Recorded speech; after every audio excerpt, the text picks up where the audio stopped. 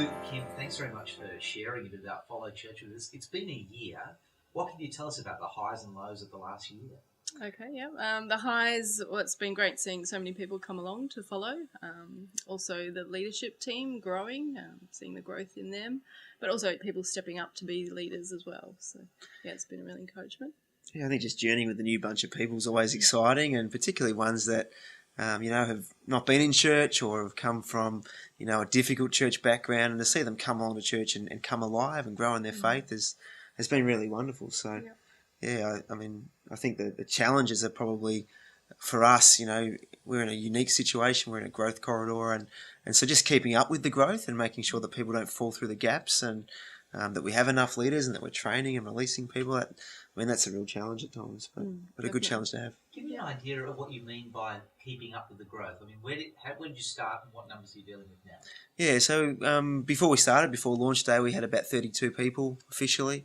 Launch had over 100 people on the first day, but now 12, 15 months down the track, we're around about 180 per week. So, it's certainly a lot further ahead than we thought we'd be, and that's a real blessing, but also a real challenge as well.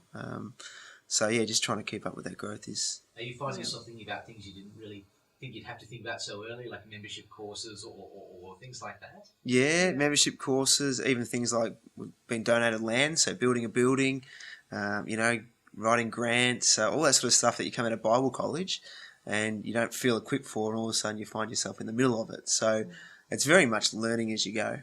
And sometimes you do it really well, sometimes you miss things, but overall God's been very gracious to us in all of that, and so that's been good.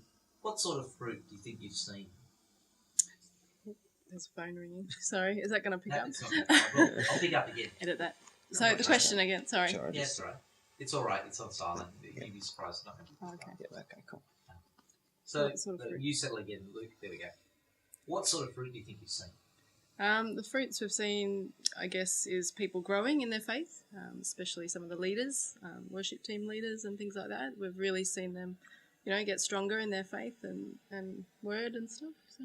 Yeah, and I think we've seen people come to know the Lord as well, which is great. We've started some community outreaches, so we run a food van 2 nights a week with, the local council sort of asked us to be involved in that, and so we're meeting a lot of people that we wouldn't usually meet, and so we're often sort of like a bubble. So to get out into the community, we're seeing great conversations, we're seeing relationships being built, and we've even seen people come to know the Lord.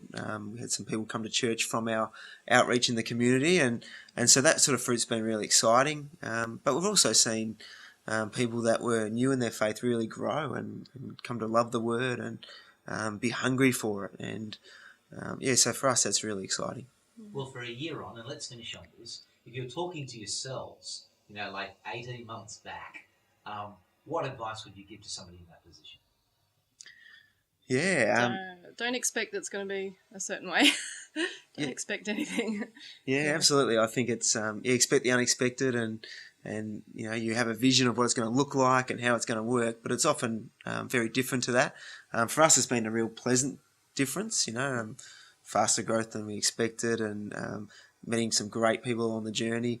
But there's other things that you thought were going to go one way and they haven't. So I think just have a plan, but be submitted to God and just trust that He's in control, and just follow what He wants you to do.